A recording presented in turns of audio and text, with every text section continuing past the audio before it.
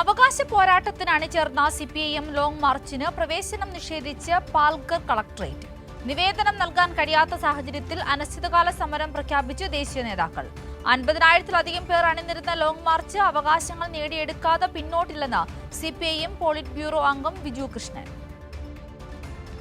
സാധാരണക്കാരെയും സാമ്പത്തികമായി പിന്നോക്കം നിൽക്കുന്നവരെയും കർഷകരെയും തൊഴിലാളികളെയും സഹായിക്കാൻ സർക്കാർ ഇടപെടൽ ആവശ്യപ്പെട്ടാണ് സിപിഐഎം നേതൃത്വത്തിൽ പാൽഘർ ജില്ലയിൽ റാലി സംഘടിപ്പിച്ചത്. അവകാശങ്ങൾ നേടിയെടുക്കാതെ പിന്നോട്ടില്ലെന്ന് സിപിഐഎം പോളിറ്റ് ബ്യൂറോ അംഗം വിജയകൃഷ്ണൻ പറഞ്ഞു.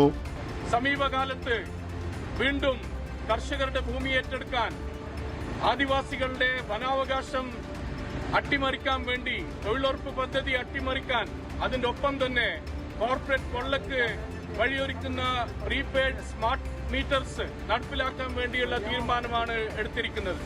അതിനെതിരെ കർഷകരുടെയും തൊഴിലാളികളുടെയും കർഷക തൊഴിലാളികളുടെയും രോഷമാണ് ഈ ലോങ് മാർച്ചിൽ കാണാൻ കഴിയുന്നത്.